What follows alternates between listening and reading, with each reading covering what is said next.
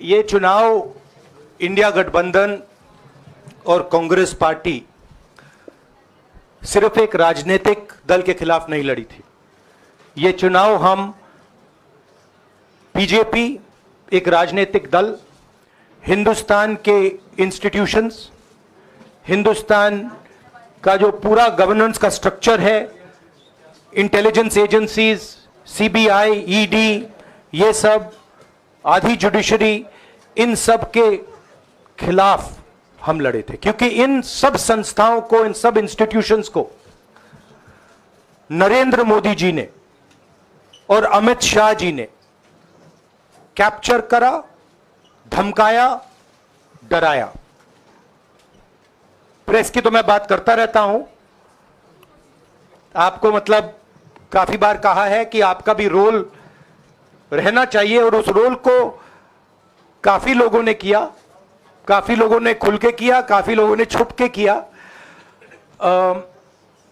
और आपके इमोशंस कहां थे हमें मालूम है।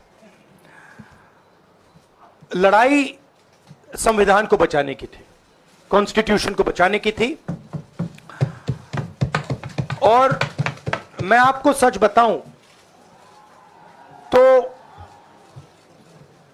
मेरे माइंड में था पहले से, जब इन्होंने हमारा बैंक अकाउंट कैंसिल किया, जब चीफ मिनिस्टर्स को जेल में डाला, पार्टियां तोड़ी, मेरे माइंड में था कि हिंदुस्तान की जनता अपने संविधान के लिए एक साथ खड़ी होकर लड़ जाएगी, और यह सच साबित हुआ।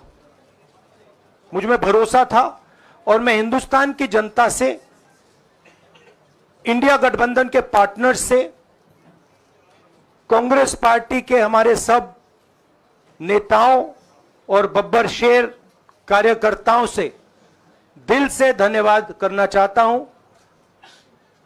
आपने संविधान को बचाने का पहला और सबसे बड़ा कदम ले लिया है।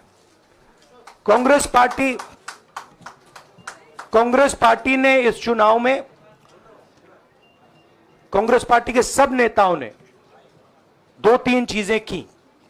सबसे पहले हमने इंडिया गठबंधन के पार्टनर्स की रिस्पेक्ट की, उनकी जो विशेष थी उनको हमने साथ लिया, और आपने देखा होगा कि जहां भी गठबंधन लड़ा हम एक होकर लड़े। दूसरी बात, कांग्रेस पार्टी ने क्लैरिटी से हिंदुस्तान को एक नया विजन दे दिया है, pro poor vision, pro production vision. Hindustan को इंडिया गठबंधन ने साफ दे दिया है। यह जो हमारा परफॉर्मेंस हुआ है, इंडिया गठबंधन का परफॉर्मेंस हुआ है, इसके पीछे कॉन्स्टिट्यूशन, जो रिजर्वेशन पर बीजेपी ने आक्रमण किया, गरीबी, अदानी जी के आपने स्टॉक्स तो देखे होंगे, देखे हैं वो स्टॉक्स उनके, तो बड़ी इंटरेस्टिंग बात है। जनता अदानी जी को मोदी जी से डायरेक्टली कोरिलेट कर रही है।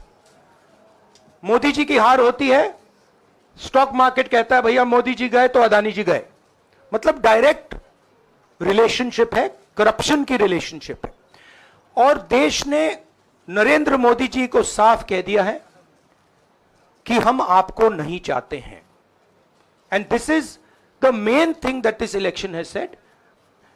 The country has unanimously and clearly stated, we do not want Mr. Narendra Modi and Mr. Amit Shah to be involved in the running of this country.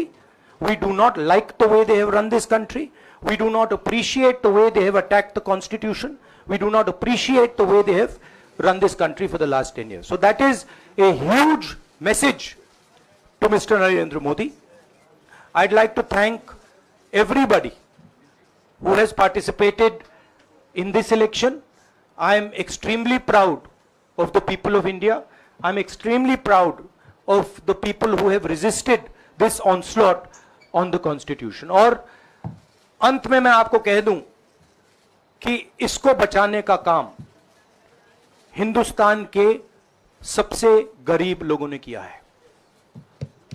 सबसे गरीब लोगों ने किया है, मजदूरों ने किया है, किसानों ने किया है, दलितों ने किया है, आदिवासियों ने किया है, पिछड़ों ने किया है। इन लोगों ने इस कॉन्स्टिट्यूशन को बचाया है।